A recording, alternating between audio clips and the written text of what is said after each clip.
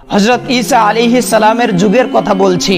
সেই যুগে একজন ইহুদি হযরত ঈসা আলাইহিস সালামের নিকট এসে বললেন, হুজুর, আমি আপনার হাতে হাত রেখে আপনার ধর্ম গ্রহণ করতে চাই।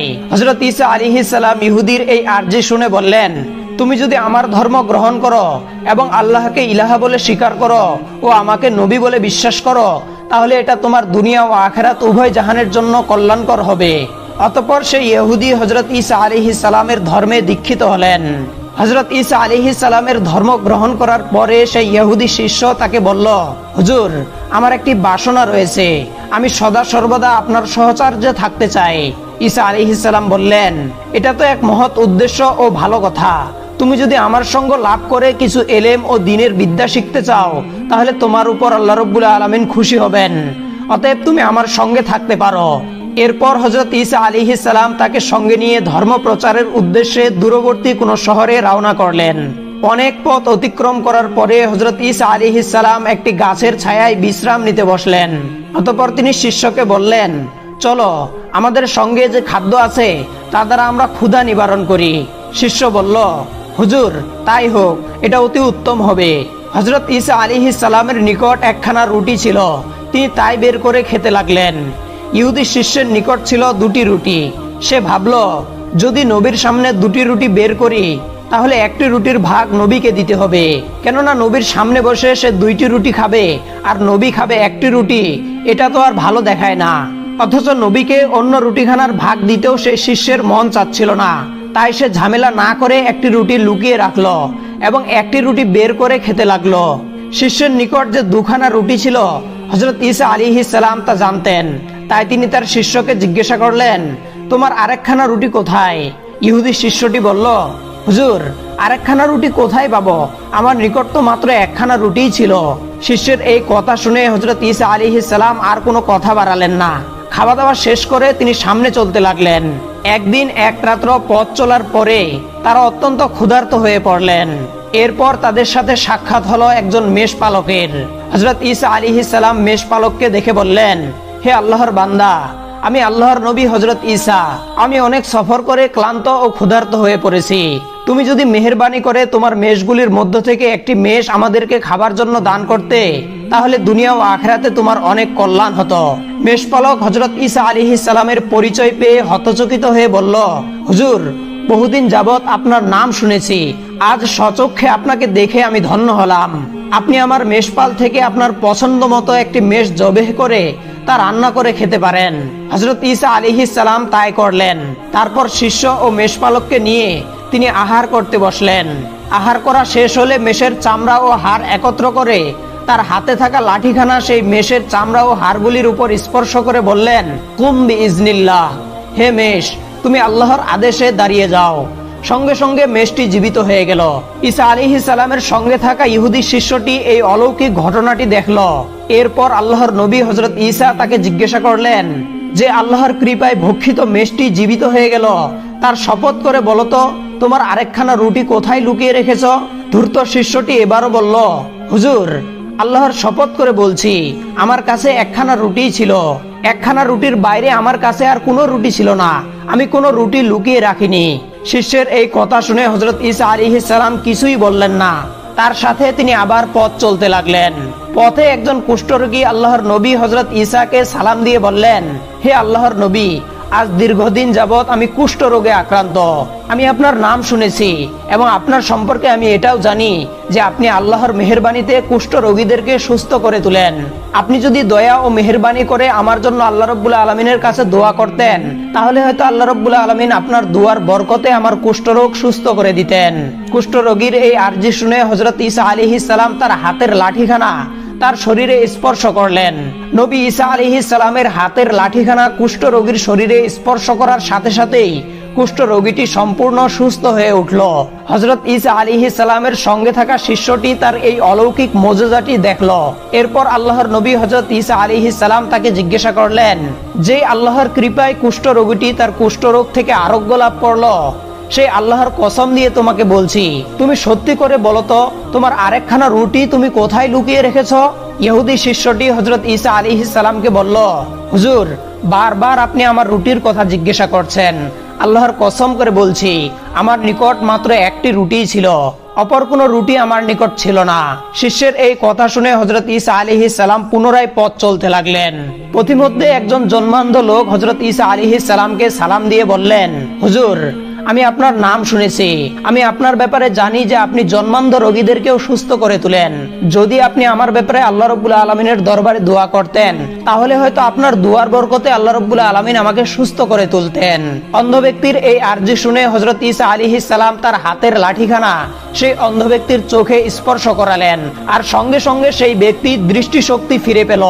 হযরত ঈসা আলাইহিস সালাম এবার তার শিষ্যকে জিজ্ঞাসা করলেন, যে আল্লাহর দয়ায় অন্ধ লোকটি দৃষ্টিশক্তি ফিরে পেল, তার শপথ করে তোমাকে বলছি, বলো তো তোমার অপর রুটিখানা কোথায় লুকিয়ে রেখেছ? ইহুদি শিষ্যটি এবারও বলল, আল্লাহর কসম করে বলছি, আমার নিকট মাত্র একখানা রুটিই ছিল, অপর কোনো রুটি আমার নিকট ছিল না। হযরত ঈসা এবারও কিছু বললেন না। কিছুদূর এগিয়ে গিয়ে হযরত ঈসা আলাইহিস সালাম পথিমধ্যে একটি মৃত দেহ দেখতে পেলেন। আল্লাহর নবী হযরত ঈসা সেই মৃত লাশের গায়ে লাঠি দিয়ে স্পর্শ করে বললেন, কুম বিইজনিল্লাহ, তুমি আল্লাহর হুকুমে দাঁড়িয়ে যাও। সঙ্গে সঙ্গে মৃত লোকটি জীবিত হয়ে উঠল। এবার হযরত ঈসা আলাইহিস সালাম তার শিষ্যকে বললেন, যে আল্লাহর কৃপায় মৃত লোকটি জীবিত হলো, তার শপথ করে তোমাকে বলছি, সত্যি করে বলো তো তোমার অপর রুটিখানা তুমি কোথায় লুকিয়ে রেখেছ? ইহুদি শিষ্যটি এবারও উত্তর দিল, হুজুর, আমার নিকট তো মাত্র একখানা রুটি ছিল, আমার কাছে অপর কোনো রুটি ছিল না। হযরত ঈসা কোনো কথা না বলে আবার পথ চলতে লাগলেন।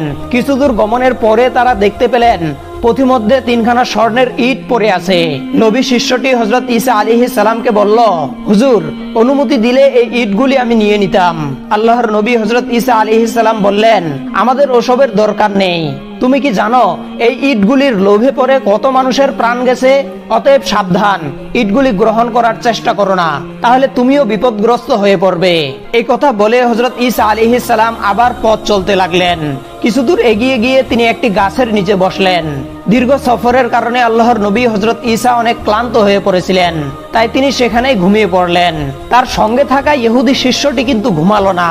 সেখানে বসে ইহুদি শিষ্যটি চিন্তা করতে লাগলো, আল্লাহর নবী হযরত ঈসার এই লাঠিতে অনেক কেরামতি রয়েছে, আমি যদি এই লাঠি চুরি করে নিয়ে যেতে পারি, তাহলে আমি এই লাঠি দ্বারা অনেক কিছু করতে পারবো। এই চিন্তা করে লোভী ইহুদি শিষ্যটি আল্লাহর নবী হযরত ঈসা আলাইহিস সালামের লাঠিখানা চুরি করে সেখান থেকে পালিয়ে গেল। এরপর লোকালয়ে গিয়ে সে জানতে পারলো সে দেশের বাদশা কঠিন পীড়ায় আক্রান্ত, বহু হাকিম ডাক্তারের চিকিৎসা দ্বারা আরোগ্য হচ্ছে না। এই সংবাদ জানার পরে ইহুদি শিষ্যটি বাদশার দরবারে উপস্থিত হয়ে বলল, আমি বাদশাকে রোগমুক্ত করে দিব, কিন্তু তার বিনিময়ে আমাকে 5000 স্বর্ণ মুদ্রা দিতে হবে। বাদশার লোকেরা তার প্রস্তাবে রাজি হয়ে বলল, তুমি যদি বাদশাকে এই রোগ থেকে মুক্তি দিতে পারো, আমরা তোমাকে 5000 স্বর্ণ মুদ্রা নয়, এর চাইতেও বড় পুরস্কার দান করব। ইহুদি শিষ্যটি তখন হযরত ঈসা আলাইহিস সালামের লাঠিখানা বাদশার গায়ে স্পর্শ করালো, কিন্তু হিতে বিপরীত হলো। সঙ্গে সঙ্গে বাদশার মৃত্যু হয়ে গেল। বাদশার লোকেরা তখন ক্রুদ্ধ হয়ে বলল, ওরে ধূর্ত, তুই আমাদের বাদশাকে আরোগ্য লাভ করিয়ে দিতে চেয়েছিলিস, কিন্তু তা না করে তুই তার জীবন সংহার করলি। এর জন্য তোকে কঠিন শাস্তির সম্মুখীন হতে হবে, আমরা তোকে ফাঁসির কাস্টে ঝুলিয়ে দিব। ইহুদি শিষ্যটি কিছুই বুঝতে পারলো না, সে কিং কর্তব্য বিমূঢ় হয়ে গেল। বাদশার লোকেরা হযরত ঈসা আলাইহিস সালামের সেই শিষ্যকে ফাঁসিতে ঝুলানোর জন্য ফাঁসির কাস্টে নিয়ে আসলো। এমনই সময় আল্লাহর নবী হযরত ঈসা সেখানে এসে পৌঁছালেন এবং তিনি বাদশার লোকদেরকে বললেন, তোমাদের বাদশাকে আমি জীবিত করে দিতে পারি, কিন্তু অপরাধী লোকটিকে ছেড়ে দিতে হবে। বাদশার লোকেরা বলল, ইতিপূর্বে এই লোকটি আমাদের বাদশাকে সুস্থ করে দিতে চেয়েছিল, কিন্তু সে তা না করে আমাদের বাদশাকে মৃত্যুর দুয়ারে ঠেলে দিয়েছে। এখন আবার তুমি এসে বলছো আমাদের বাদশাকে তুমি জীবিত করে দিবে। তুমি যদি সত্যি আমাদের বাদশাকে জীবিত করে দিতে পারো, তাহলে আমরা এই লোকটিকে ছেড়ে দিব। এরপর হযরত ঈসা আলাইহিস সালাম সেই লাঠিখানা বাদশার শরীরে স্পর্শ করালেন এবং তিনি বললেন, কুম বিইজনিল্লাহ, হে আল্লাহর বান্দা, তুমি আল্লাহর হুকুমে জীবিত হয়ে যাও। সঙ্গে সঙ্গে বাদশাহ জীবিত হয়ে উঠলেন। অতঃপর বাদশার লোকেরা ঈসা আলাইহিস সালামের সেই শিষ্যকে ছেড়ে দিল। হযরত ঈসা আলাইহিস সালাম তার শিষ্যকে নিয়ে আবার রওনা হলেন। পথিমধ্যে তিনি জিজ্ঞাসা করলেন, যে আল্লাহর অসীম কৃপায় তুমি ফাঁসির কাষ্ঠ থেকে রক্ষা পেয়েছো, সে আল্লাহর কসম করে বলছি, সত্যি করে বলো তো তোমার আরেকখানা রুটি তুমি কোথায় লুকিয়ে রেখেছো? পাপিষ্ঠ লোকটি তখনও বলল, আরেকখানা রুটি কোথায় পাবো? আমার নিকট তো কেবল একটি মাত্র রুটিই ছিল। শিষ্যের এই কথা শুনে হযরত ঈসা আলাইহিস সালাম কিছুই বললেন না। তিনি আবার তার সাথে পথ চলতে লাগলেন। পথ চলতে চলতে যে স্থানে স্বর্ণের 3খানা ইট ছিল তিনি সেখানে এসে পৌঁছালেন। তারা দেখতে পেলেন ইট 3খানা সেখানেই পড়ে আছে, কিন্তু পাশে 4টি লোকের মৃতদেহ পড়ে রয়েছে। হযরত ঈসা আলাইহিস সালাম তার হাতের লাঠি দ্বারা মৃত লোকগুলির গায়ে স্পর্শ করলেন এবং তাদেরকে জীবিত করে তুললেন। এরপর তাদেরকে জিজ্ঞাসা করলেন, হে আল্লাহর বান্দারা, বলো তো তোমাদের কিরূপে মৃত্যু হয়েছিল? তাদের মধ্যে থেকে একজন বলল, 3খানা ইট আমরা 4 জনে ভাগ করে নেওয়ার জন্য সিদ্ধান্ত নিয়েছিলাম। তারপর একজনকে কিছু খাদ্য কিনে আনার জন্য বাজারে পাঠিয়েছিলাম। সে খাদ্য কেনার জন্য বাজারে চলে গেলে আমরা পরামর্শ করলাম আমাদের সঙ্গীটি ফিরে এলেই তাকে হত্যা করব এবং 3খানা ইট 3 জনে ভাগ করে নিয়ে যাব। অপরদিকে আমাদের সঙ্গী আমাদের 3 জনকে হত্যা করে একাই 3খানা ইট নিয়ে যাওয়ার জন্য খাদ্যের মধ্যে বিষ মিশিয়ে এনেছিল।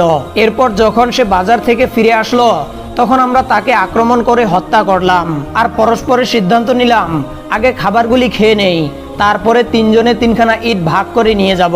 যখনই আমরা সেই খাবারগুলি খেলাম সাথে সাথে আমরাও মৃত্যুবরণ করলাম, আর এখন আপনি আমাদেরকে জীবিত করলেন। হে আল্লাহর নবী, ওই ইটগুলির কোনো প্রয়োজন আমাদের নেই।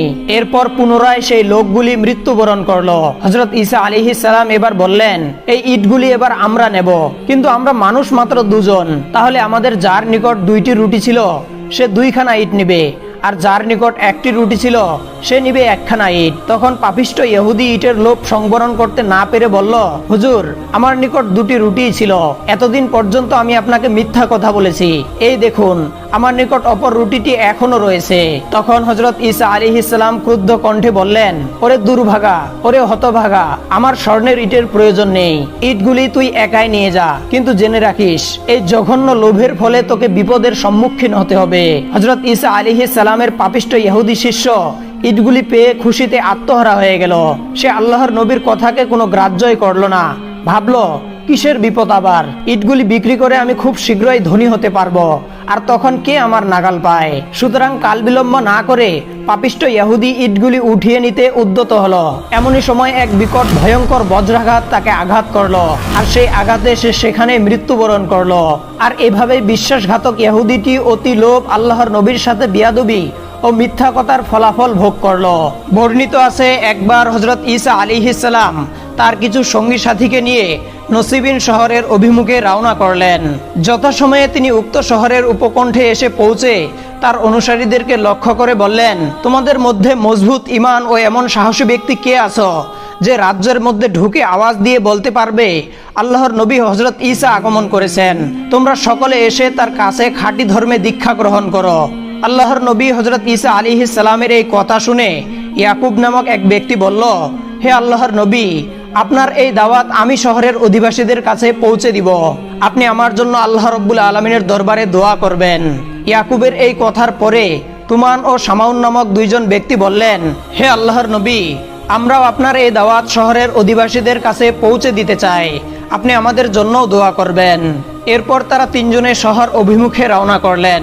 তখন হযরত ঈসা আলাইহিস সালাম বললেন, ইয়াকুব এখন অবশ্য সকলের আগেই আমার নির্দেশ পালনে প্রস্তুত হয়েছে, কিন্তু মনে হচ্ছে সে আমাকে সকলের আগেই পরিত্যাগ করে যাবে। কিন্তু তুমান সম্পর্কে তদ্রূপ ঘটবে না, যার ফলে তাকে যথেষ্ট বিপদে লিপ্ত হতে হবে। ওদিকে আল্লাহর নবী হযরত ঈসা আলাইহিস সালামের 3 জন দূত নসিবিন শহরের মধ্যে ঢুকে এক স্থানে উপনীত হলো।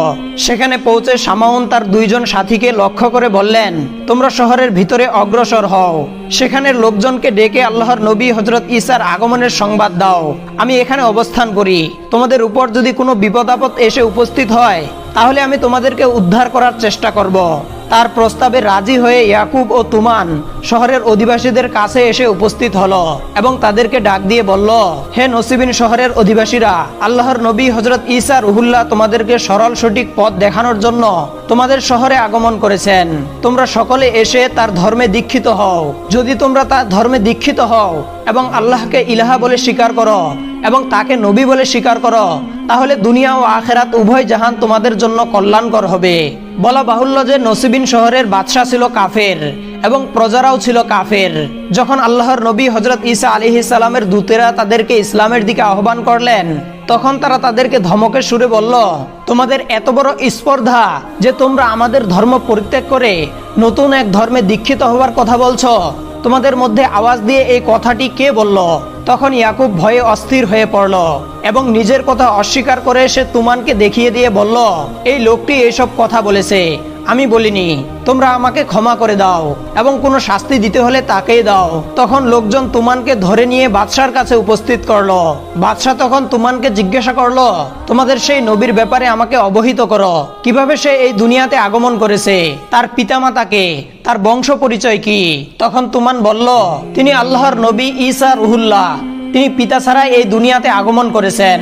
তার জন্ম আল্লাহ রাব্বুল আলামিনের এক অপার কৃপা। তুমানের কথা শুনে বাদশা বলল, যে লোকের জন্ম হয়েছে এভাবে, তাকে আবার তুমি রুহুল্লাহ ও আল্লাহর নবী কোন মুখে বলতেছ? এরূপ কথা আর কখনো বলবে না। আর এরূপ কথা বলে তুমি যে অপরাধ করেছো, সেই অপরাধ স্বীকার করে তোমাকে এখনই তওবা করতে হবে।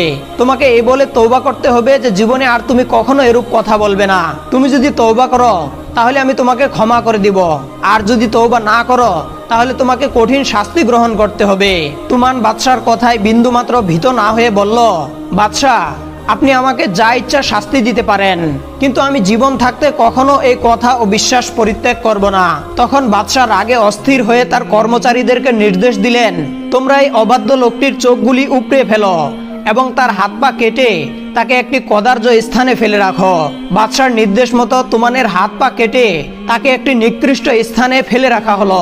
ওদিকে শামাউন যখন জানতে পারলেন বাদশা তুমানের সাথে এই আচরণ করেছেন, তখন তিনি বাদশার দরবারে উপস্থিত হয়ে বললেন, জাহাপানা, আপনি আমাকে হুকুম করলে আমি তুমানের কাছে গিয়ে কিছু কথা জিজ্ঞাসা করতাম আর শুনে আসতাম সে ঈসার ব্যাপারে কি বলে, অতঃপর তা আপনাকে এসে জানিয়ে দিতাম।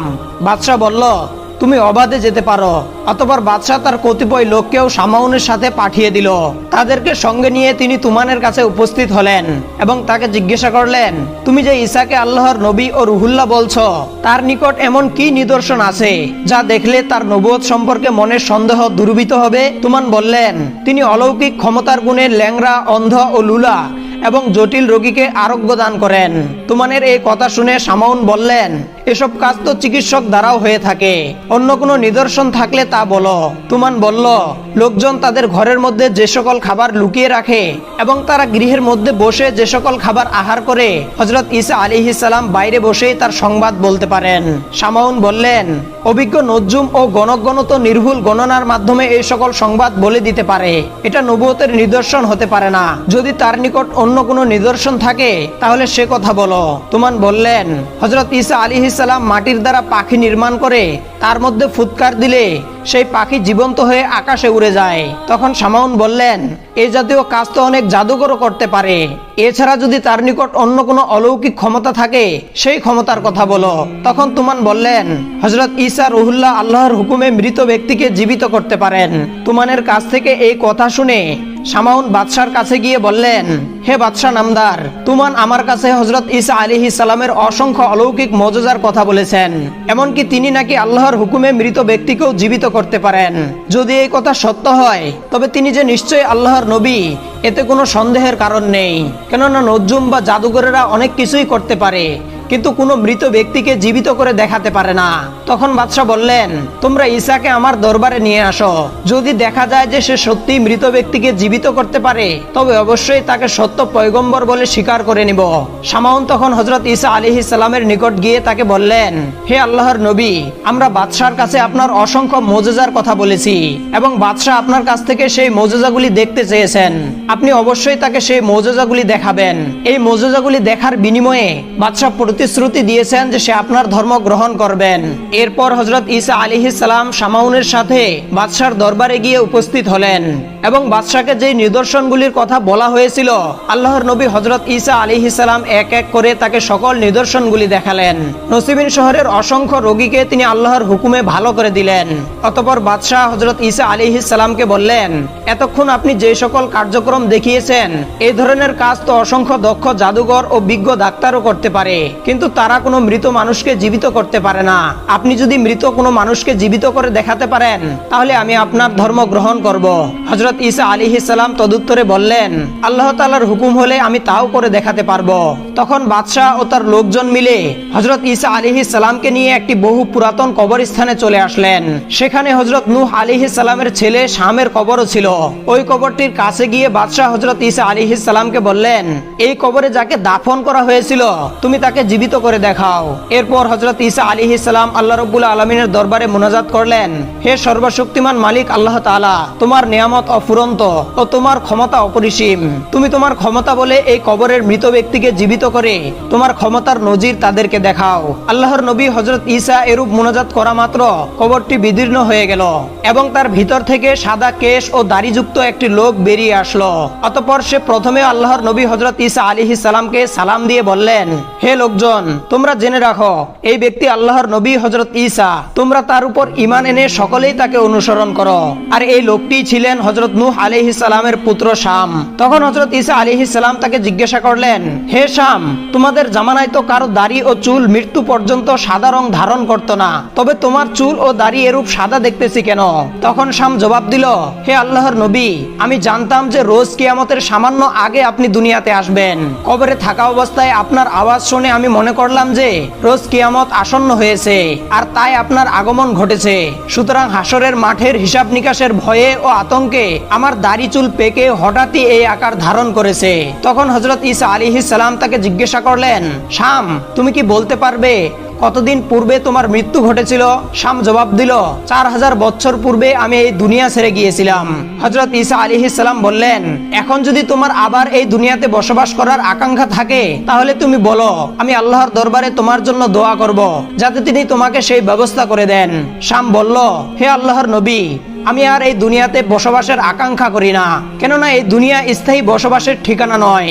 দুদিন পরে এখান থেকে পুনরায় মৃত্যুবরণ করতে হবে। অতএব কিছুদিনের জন্য এখানে থেকে আর কি লাভ? তার বদলে আপনি আমার জন্য দোয়া করুন যেন আল্লাহ রাব্বুল আলামিন পুনরায় আমাকে সেই অবস্থায় ফিরিয়ে দেন। এভাবে বেশ কিছুক্ষণ কথাবার্তা বলার পরে শাম আবার মৃত্যুবরণ করলেন। এই ঘটনা নসিবিন শহরের বাদশাহ ও তার লোকজন সরাসরি প্রত্যক্ষ করলো এবং সবাই একসাথে হযরত ঈসা আলাইহিস সালামের উপর ঈমান এনে সত্য ধর্মে দীক্ষিত হলো। প্রিয় দর্শক, এই ছিল হযরত ঈসা আলাইহিস সালামের অলৌকিক মুজিজার কাহিনী। আল্লাহ রাব্বুল আলামিন আমাদেরকে এই ঘটনা থেকে শিক্ষা লাভ করে সঠিক পথে চলার তৌফিক দান করুন। আমিন।